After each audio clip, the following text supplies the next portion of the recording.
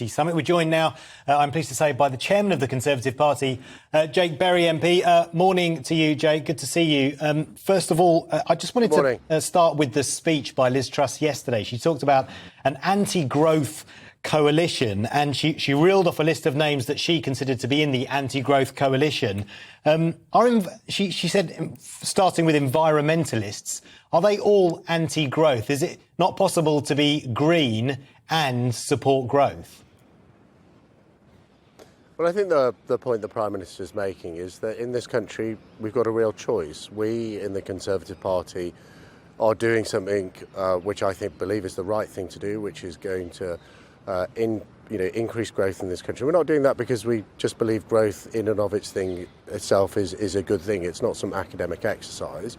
We're doing it because we want to drive prosperity into every corner of our United Kingdom and through the door of every household in this country. And the wider point I think the Prime Minister was making is that there are people who believe there's a different approach. There are people who think that the highest tax burden for 70 years and a shrinking economy or an economy that isn't growing. So just to be clear, is the way to go. I just disagree with them, and I think the Prime Minister's right. So I just need to be clear on this, because she put environmentalists in that bracket. You can't be green and support growth. It's either one or the other.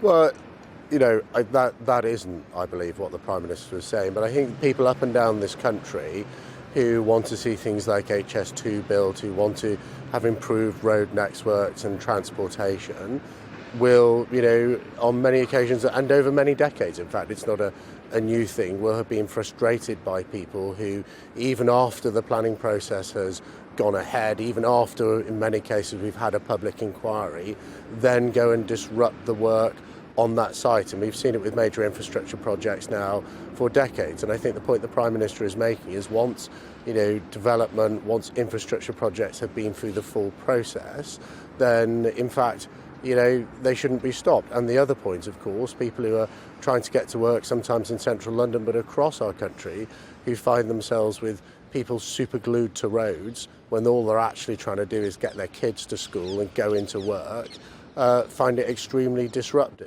We are on the side of those hard-working families who want to get to work, not on the side of the people who superglue themselves to motorways. Just to be clear, who would be in this anti-group coalition? Because obviously it's very helpful to try and find a common enemy, isn't it, when you've got a cabinet that's disagreeing, a party that's falling out with one another. I mean, Boris Johnson presumably would be in that because he put a moratorium on fracking and had lots of green policies. Would Sir David Attenborough or indeed Prince William be in this anti-growth coalition?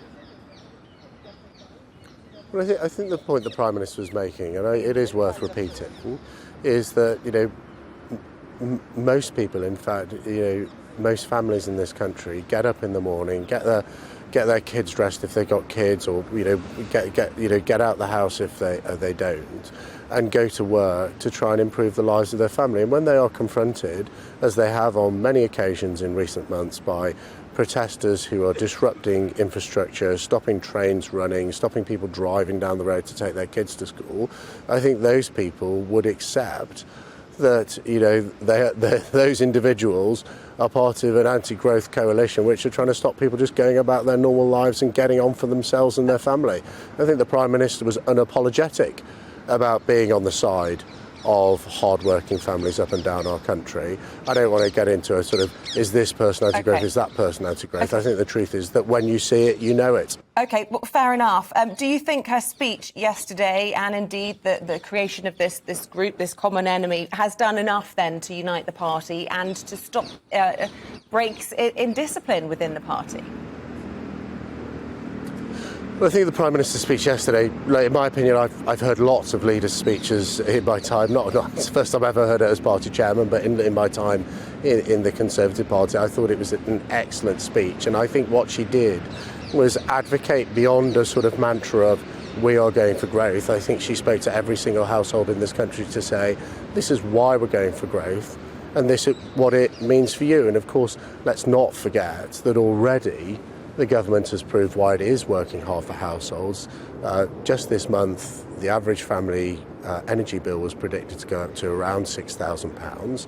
Through the action we have taken, that has been brought down to £2,500, which, apart from other things, is tackling inflation, but is helping families with their bills. And of course, again this month, when people's pay check drops through the front door or more likely arrives in their inbox, they'll see that every single working house person in this country has had a cut in their national insurance. That's the message the Prime Minister was sending. And she is on the side of the British people. She shares their values and she shares their ambitions, both for themselves and for their family. If she does share their ambitions and she is on the side of hardworking families, why hasn't she committed to uprating benefits in line with inflation? Most of the people who are using those benefits, who are on universal credit, are also in work, and that would help them. So why are pensioners protected by getting their state pension increased in line with inflation, but hardworking families aren't, those who are using benefits?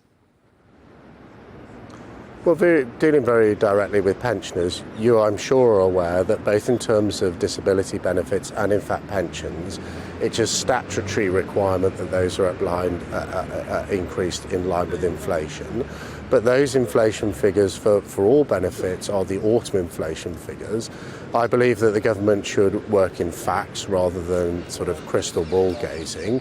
We will know later on in this quarter what those figures are, and when those figures arrive, it is absolutely usual, it's happened in every government, including Labour governments and governments for decades, that the Secretary of State for Work and Pensions and the Chancellor make a decision on what they are going to do with benefits like universal credit. That decision then comes to the Cabinet. But in truth, you're asking me to comment on, why haven't we made a decision? Well, the truth is we don't actually have the facts.